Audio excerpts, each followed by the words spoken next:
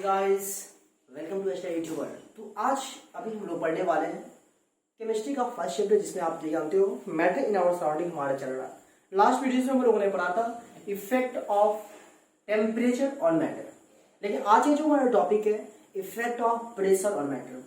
बस कल तक वीडियो बनाऊंगा इस चैप्टर में, उसके बाद इस चैप्टर को आगे नहीं बढ़ाऊंगा, मतलब यहाँ पे स्टॉप कर दूंगा। क्योंकि आप भी सोच रहे होगा कि इतने दिन से मैटर एंड सराउंडिंग को आप ले जा रहे हो, इतना पढ़ा रहे हो, लेकिन जान रहे हो जितना पढ़ रहे हो उतना एनफ है और हर बातें समझ में आ रही है। इसलिए कल तक वीडियो चलेगा, मतलब कल तक चैप्टर चलेगा, उसके बाद ये द एंड हो जाएगा। फिर उसके बाद हम लोग नेक्स्ट चैप्टर में मूव करेंगे, ठीक है। तो अभी हमारा टॉपिक है क्या, effect of pressure on matter. गौर फरमाइएगा, इफेक्ट ऑफ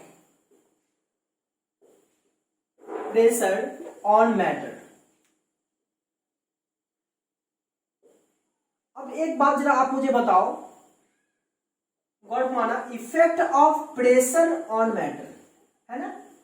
चलिए, अब मन में ख्याल आ रहा होगा सर यहां पे एक वर्ड मैंने लिखा है प्रेशर, और मेरे ख्याल से आप प्रेशर से बिल्कुल रूबरू हो, मतलब भली बात इससे आप अवगत हो, इस वर्ड को आप अच्छे से जान रहे हो, क्योंकि क्लास 8 में भी आपने पढ़ा होगा प्रेशर के बारे में। लेकिन मैं जो बात अभी मैं बताऊंगा वो बिल्कुल थोड़ा सा अलग होगा। हाँ, डेफिनेशन वही होगा, मेन कॉन्सेप्ट भी होगा, लेकिन समझाने का जो एक अलग तरीका होगा वो थोड़ा डिफरेंट होगा। क्योंकि अक्सर लोग प्रेशर और फोर्स को दोनों को एक ही बात समझ लेते हैं, जो कि ऐसा नहीं है। प्रेशर और फोर्स जो है दो अलग चीज है, दो अलग वर्ड है। अब क्या है, कैसे है, अभी गौर मानिए। आपने पढ़ा है प्रेशर के बारे में क्या, the force acting per unit area, ये पढ़ा है, द फोर्स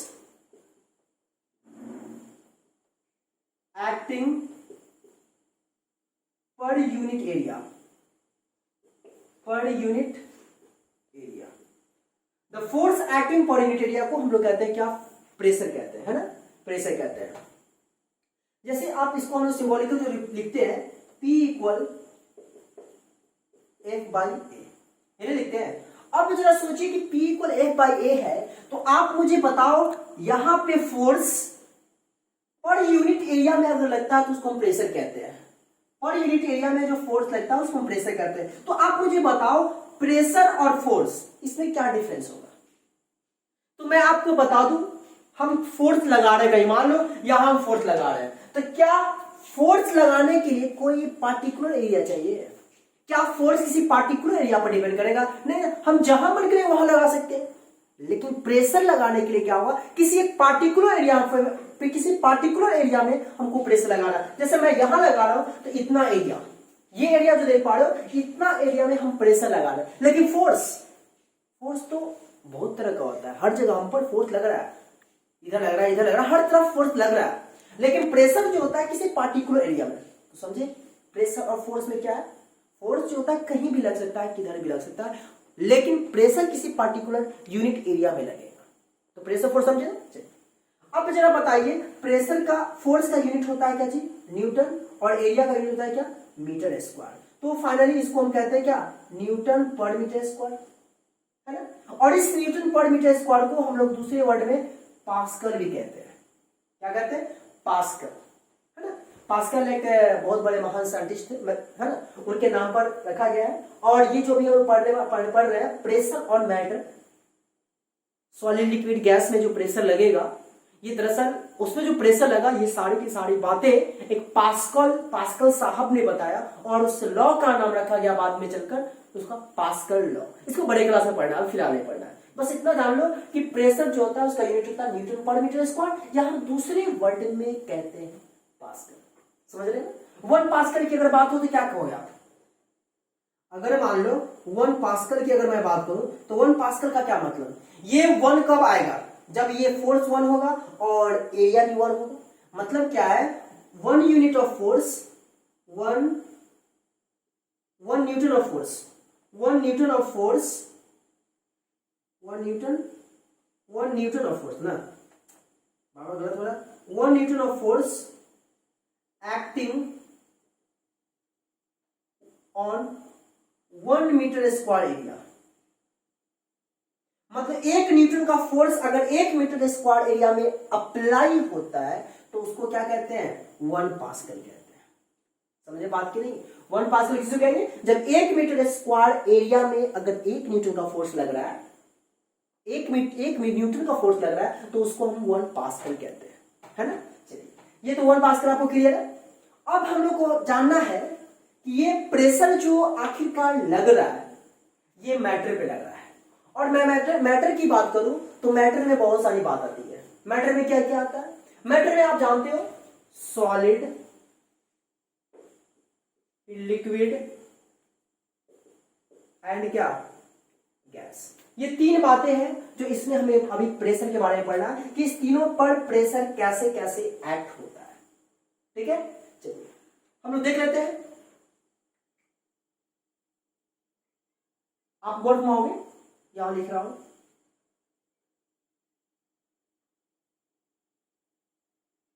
ये कोई कंटेनर है, इसमें पार्टिकल्स कुछ इस तरीके से हैं, आप समझ पा रहे हो। सॉलिड का पार्टिकल्स आप बचपन से पढ़ते आ रहे हैं, क्या होता है, बिल्कुल क्लोजली पैक्ड होता है, जिसमें इंटरमोलिकुलर स्पेस बिल्कुल कम होता है। और इंटरमोलिकुलर स्पेस जब कम होने के कारण क्या होता है, इंटरमोलिकुलर फोर्स बहुत ही तेज लगता है ना। और इसके कारण क्या होता है, उसका पार्टिकल्स हमेशा एक दूसरे को क्लोजली पैक्ड होता है, जो इस प्रॉपर्टी को हम लोग कहते हैं क्या, रिजिड कहते हैं। मतलब इसको रिजिड कहते हैं और प्रॉपर्टी तो कहलाता है रिजिडिटी, जो कि आप बचपन से पढ़ते आ रहे हो। अब जरा मुझे एक बात बताओ, किसी सॉलिड सब्सटेंस है, मान लो कोई सॉलिड सब्सटेंस है, ठीक है, कोई सॉलिड सब्सटेंस है। ऐसा करो, ये थोड़ा हटा दो, अच्छा रहेगा, इसको हटा ही देते हैं। हम सॉलिड की बात करें, एग्जांपल में दे रहे हैं, ठीक है ना। मान लो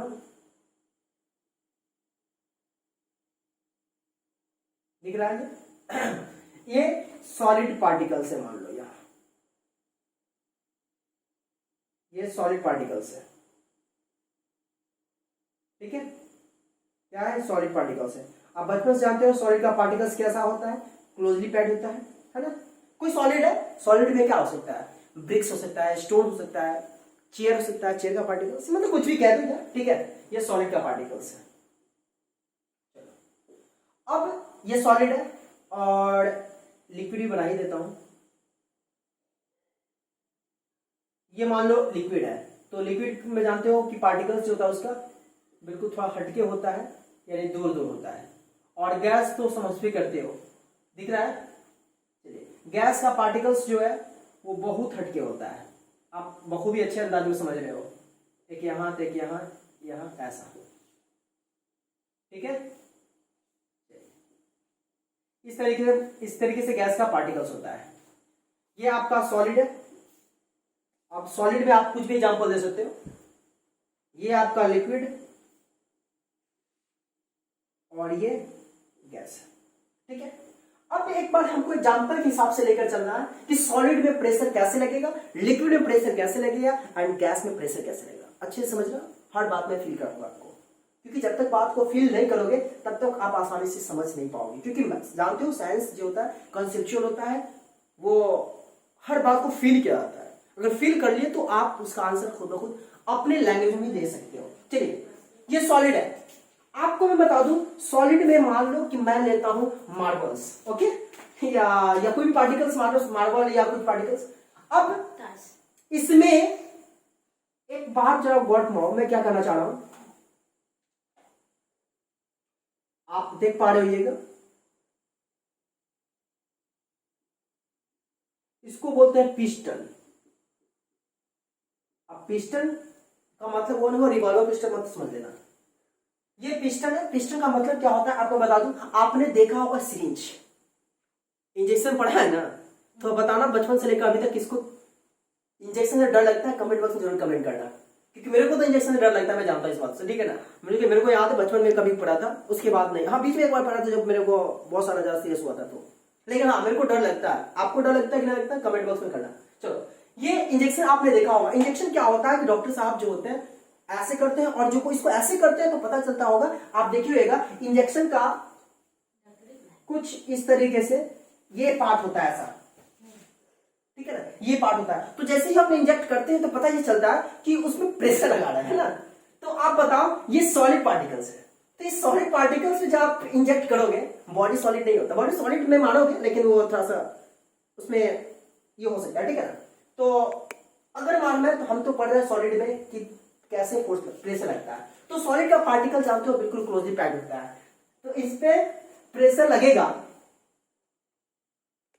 तो आप सीरीज देखिए होइएगा, सीरीज में जो होता है क्या कि एक बार डॉक्टर साहब ऐसे करते हैं और ये करते हैं, तो पता ये चलता है कि प्रेशर फोर्स लगता है किसी एरिया में।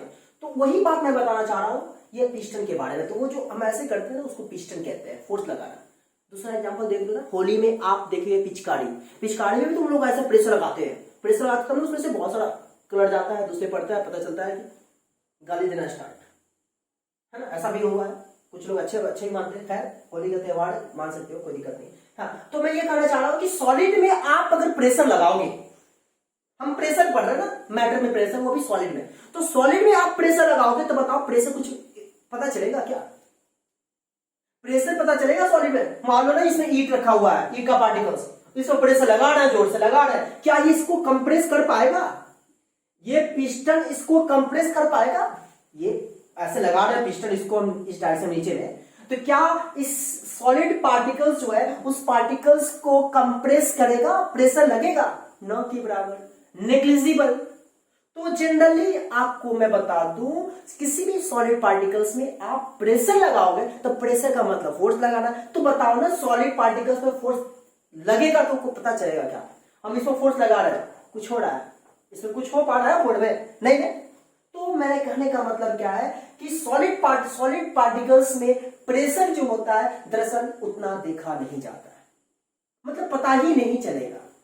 तो अब हमें जानना है कि ठीक है सॉलिड में तो सर बता दिए, लिक्विड की बात करो और गैस की बात करो।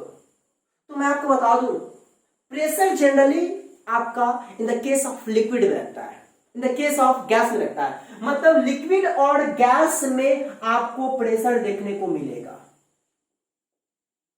लिक्विड और गैस में, in the case of liquid and gas. But in the case of solid we can't examine, we can't perform the pressure exerted in the solid particles.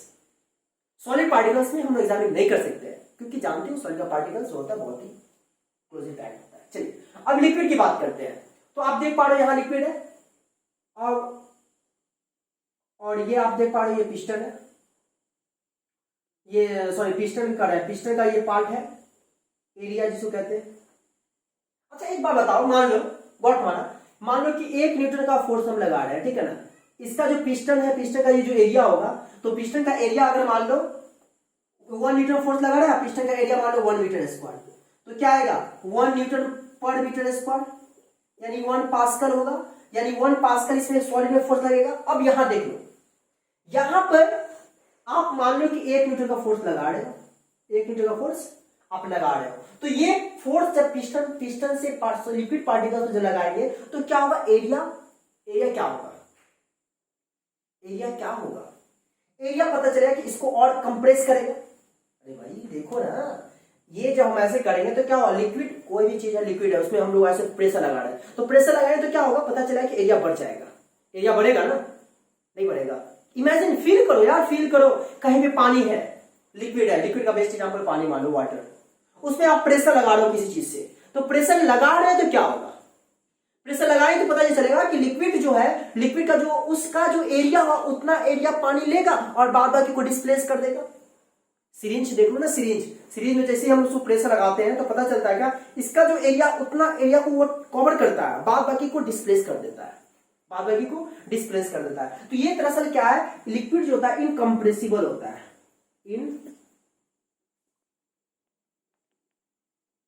Incompressible होता है। तो मैं आपको बताना यह चाहूंगा कि लिक्विड में प्रेशर लगता तो है सॉलिड के कंपैरिजन में, लेकिन इससे ज्यादा लगता है सॉलिड में 9 के बराबर होता है। इसमें कुछ फील होगा, लिक्विड में फील होता है, लेकिन सबसे बेहतर जो है आपको जो पढ़ना है वो सबसे ज्यादा आपको देखना होगा, गैस में प्रेशर ज्यादा आपको इफेक्टेड होगा और ज्यादा देखने को मिलेगा। इसमें लगता है लेकिन इसके कंपैरिजन में इससे ज्यादा जरूर, क्योंकि लिक्विड का पार्टिकल्स क्या होता है, थोड़ा हटके होता है। तो जब हटके होगा तो इसमें क्या होगा, प्रेशर लगेगा, लेकिन इसमें तो प्रेशर पता ही नहीं चलेगा कि इसमें प्रेशर लग रहा है या नहीं लग रहा है। चलिए गैस की बात करते हैं। अब गैस की मैं जब बात करूं तो आप देख पा रहिएगा, ये है, इसको पिस्टन कहते हैं। बार बार मैं लिखना ठीक नहीं समझता हूं, आप समझ पा रहे हो। अब मान लो 1 न्यूटन का फोर्स लगा रहा है। अब जरा मुझे बताओ आप खुद से कि गैसेस पार्टिकल्स में जब हम प्रेशर लगाएंगे, जब गैसेस पार्टिकल्स में जब हम प्रेशर लगाएंगे, तो मैं आपको बता दूं, यहां लिख देता हूं, इन द केस ऑफ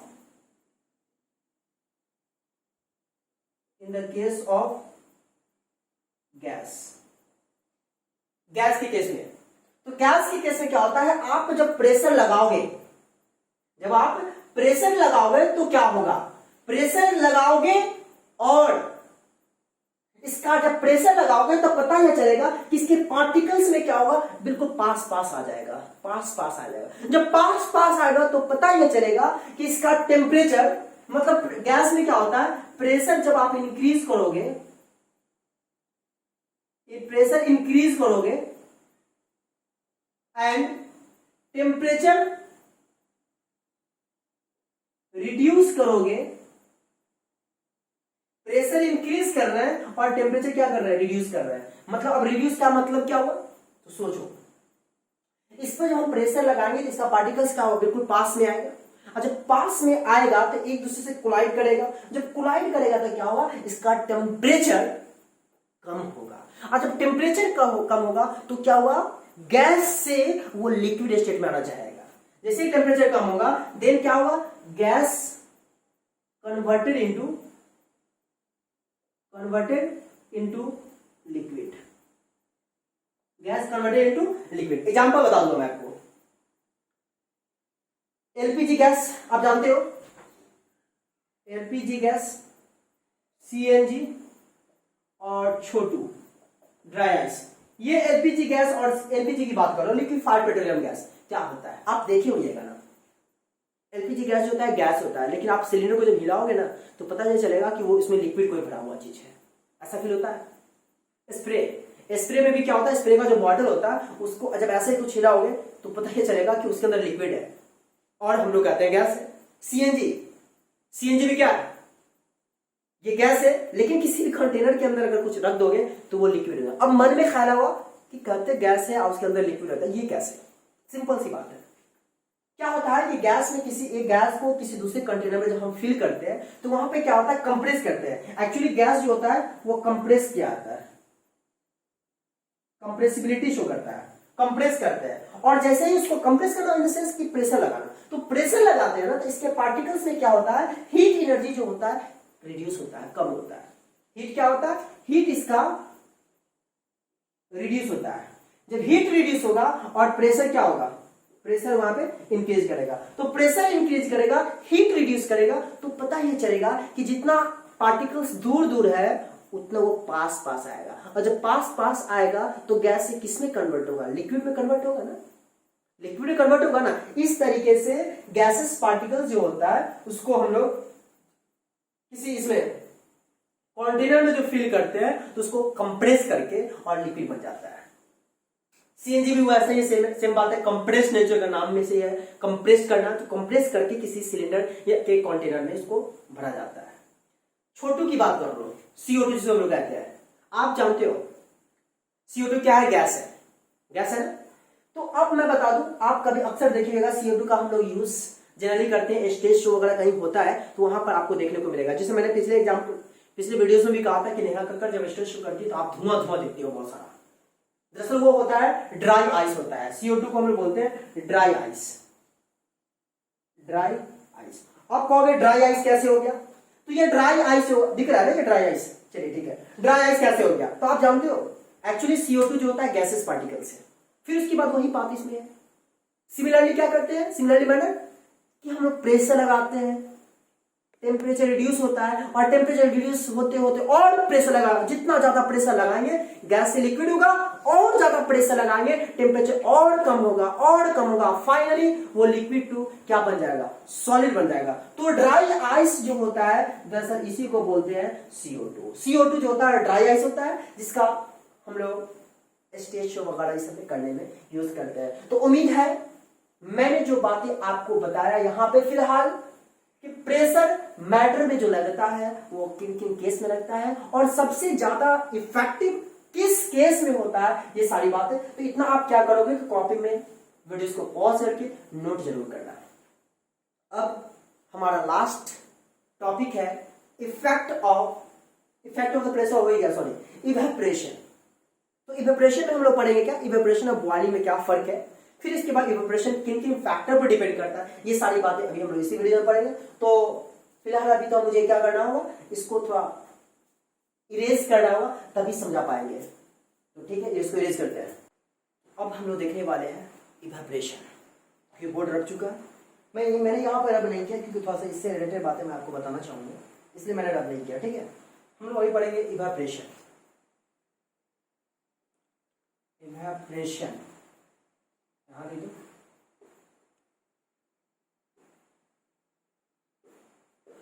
अब जरा मैं आपको बताना चाहूंगा कि इवेपोरेशन क्या है, फिर इसके बाद हम लोग देखेंगे क्या बॉइलिंग और इवेपोरेशन में क्या फर्क है, क्या डिफरेंसेस है। तो इवेपोरेशन में आपको बताना ही चाहूंगा कि इवेपोरेशन एक सरफेस फिनोमेना है। क्या सरफेस फिनोमेना है। जैसे आप वाटर में आप जानते हो, ये मान लो लिक्विड है,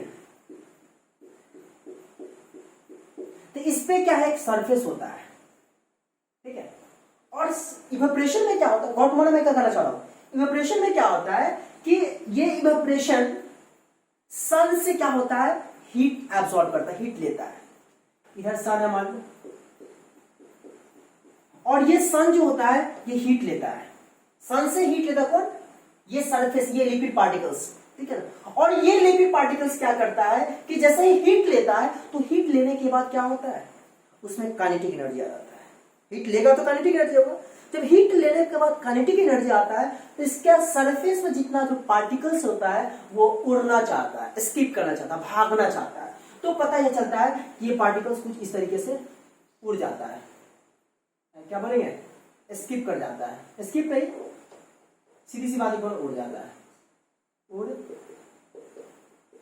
जाता है। कैसे उड़ जाता है, तो ये क्या होता है कि इवेपोरेशन क्या है, सरफेस फिनोमेना है, जिसमें लिक्विड का पार्टिकल्स क्या होता है कि लिक्विड का पार्टिकल सन से हीट लेता है। हीट लेने के बाद क्या होता है, इसमें काइनेटिक एनर्जी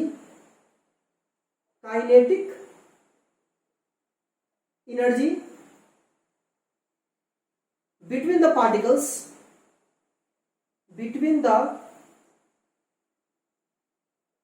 क्या होता है, इंक्रीज कर जाता है।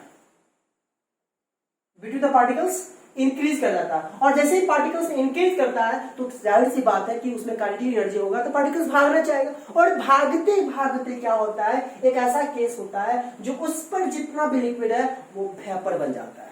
क्या बन जाता है, वेपर बन जाता है। और जब वेपर बन जाता है तो पता यह चलता है कि इसमें का लिक्विड पार्टिकल्स खत्म हो गया। अरे आप देखते हो ना यार, क्या देखते हो, तालाब है, तालाब सूख गया मतलब क्या, धरती ने पूरा प्यासा था पानी पी गया? अरे नहीं, होता क्या है कि तालाब में जो पानी होता है वो सन से हीट लेने के बाद क्या होता है, तालाब का पार्टिकल्स, पानी के तालाब में जो पानी है उसका पार्टिकल्स, वो वाटर का पार्टिकल्स क्या होता है, काइनेटिक एनर्जी गेन कर लेता है, और काइनेटिक एनर्जी गेन करने के बाद वो भागना चाहेगा, मतलब उसके सरफेस को क्या है, छोड़ना चाहेगा, भागना चाहेगा, और वो क्या होता है, भाग जाता है।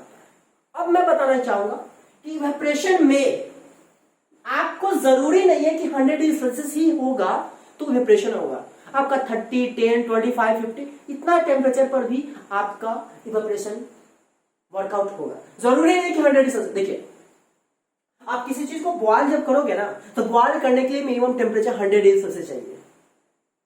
बॉयल क्या, इवेपोरेशन, आप बता दो इवेपोरेशन क्या नेचुरल फिनोमेना है। इवेपोरेशन क्या है? नेचुरल फिनोमिना है, ये नेचुरल फिनोमिना है, नेचुरल फिनोमिना। हम अपने घर में लैब में गर्म नहीं करते, उसको गर्म नहीं करते ताकि पार्टिकल तू भाग जा भाग जा, ये नेचुरल फिनोमिना। नेचुरल फिनोमिना मतलब कि सन से हीट लिया और वो पार्टिकल्स भागना चाहता है।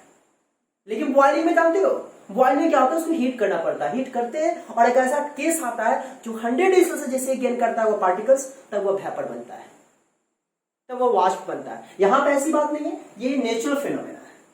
क्या है? नेचुरल फिनोमिना है। फिर उसके बाद आपको मैं बता दूं, फिर उसके बाद ये सरफेस फिनोमिना है, surface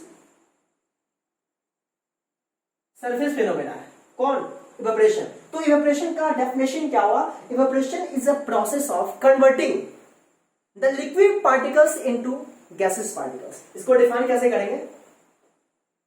process of converting the particles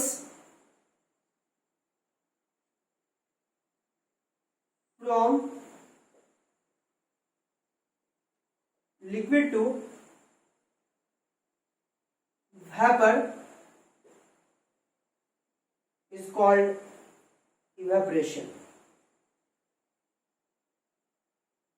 समझ पा रहे हो इवेपोरेशन क्या है? एक प्रोसेस होता है जिसमें पार्टिकल्स लिक्विड का छोड़कर वेपर में बन जाता है, तो इस प्रोसेस को हम लोग कहते हैं इवेपोरेशन। तो ठीक है, इवेपोरेशन में बहुत सारी बातें आती है। कपड़ा सूखता है इवेपोरेशन के जरिए, तालाब का पानी सूखता है इवेपोरेशन के जरिए, ये सब का सब क्या है? नेचुरल फिनोमेना है। हम लोग कपड़ा सुखाते हैं छत पे, वो हैंग कर देते हैं कपड़े को, तो कपड़े को हैंग करते थे क्या, उसके अंदर आग लगाते हैं, जलाते हैं ताकि तू पानी भाग जा, सूख जाएगा। और जलाते हैं तब देखो, जलाने से भी तो पानी भाग जाता है, तो कपड़ा भी जल रही है, पता चलेगा कपड़ा ही जल जाएगा। तो यहाँ पे क्या है, ये तो सरफेस, ये तो नेचुरल फिनोमेना होगा। ये सन से हीट लेगा, और सन से हीट लेगा तो क्या होगा? 100 डिग्री से कम लेगा, इससे हमारा कपड़ा जलेगा नहीं, लेकिन हाँ उस सरफेस पे जो पार्टिकल्स है, वाटर मॉलिक्यूल्स है, वो भाग जाएगा। इस तरह से कपड़ा हमारा क्या होगा? सूख जाएगा। तो क्लियर है ये बातें? इवेपोरेशन। चलिए अब एक बात मैं आपको बताना चाहूंगा, बॉइलिंग। देखिए मैं फिर से आपको बता दूं, इवेपोरेशन जो होता है लिक्विड टू वेपर, ये लिक्विड टू, कहां लिख दूं, देख लेना, मैनेज कर लेना, यहां लिख देता हूं, लिक्विड टू वेपर। और ये भी लिक्विड टू वेपर ही होता है, लिक्विड टू वेपर, क्योंकि लिक्विड से वेपर होता है उसमें भी, और इसमें भी लिक्विड टू वेपर ही होता है। चलिए एक बात बताओ, मैंने यहां पे बताया क्या कि इवेपोरेशन नेचुरल फिनोमेना है, लेकिन बॉइलिंग क्या? बॉइलिंग नेचुरल फिनोमेना नहीं है, ये हम अपने घर में कर सकते हैं, तो इसको कहते हैं क्या? Scientific phenomena. क्या है ये? साइंटिफिक फिनोमेना है, साइंटिफिक फिनोमेना। अब साइंटिफिक फिनोमेना का मतलब समझ लो। अरे यार वाटर को हम बॉइल करते हैं, वाटर को बॉइल करते हैं क्या होता है?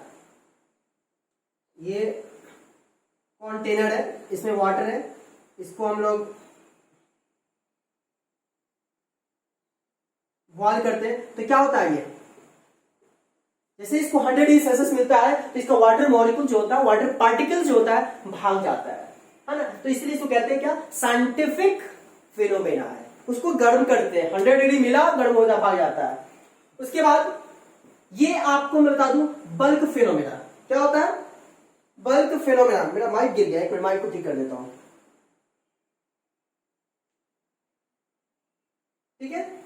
तो मैंने क्या कहा, ये एक बल्क फिनोमेना है। ये क्या है? बल्क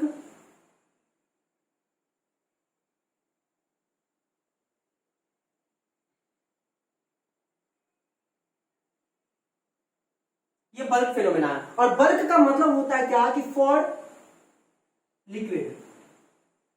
ये बल्क फिनोमेना मतलब होता है कि सारे लिक्विड पे ये वर्कआउट होगा। बल्क फिनोमेना सारे लिक्विड पे वर्कआउट होगा।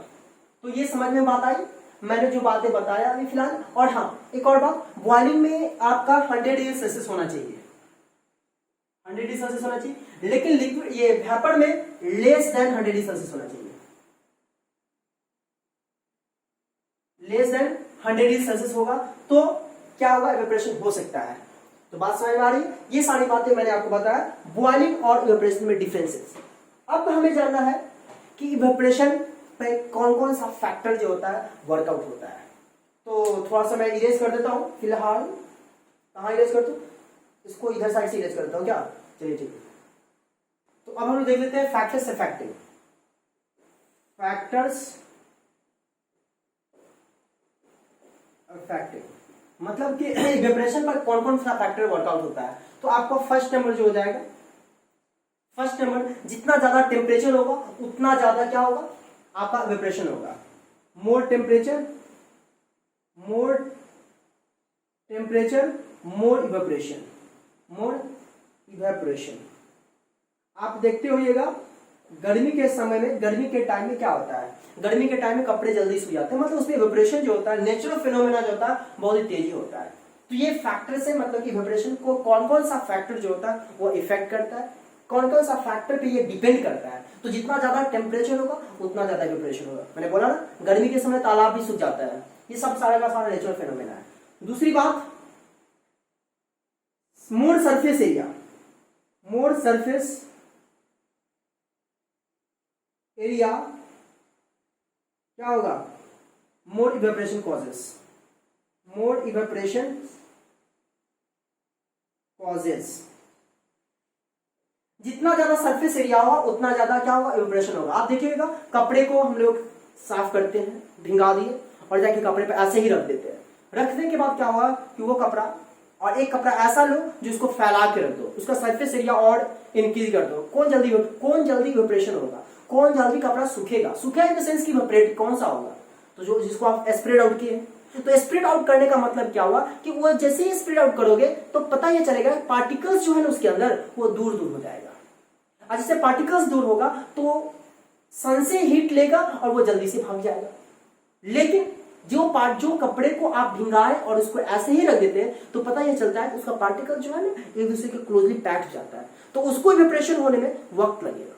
लेकिन जो कपड़े को आप स्प्रेड आउट किए हो, जितना ज्यादा सरफेस एरिया लियो उतना जल्दी वो इवेपोरेशन होगा। तालाब बहुत लंबा चौड़ा होता है, जल्दी सूख जाता है, यही सब कारण है। तो मोर सरफेस एरिया, मोर इवेपोरेशन। उसके बाद है क्या, विंड स्पीड।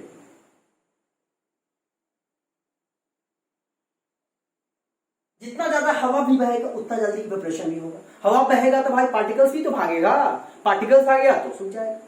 तो ये विंड स्पीड भी होता है। उसके बाद ह्यूमिडिटी भी होता है जिसको हम लोग बोलते हैं नमी।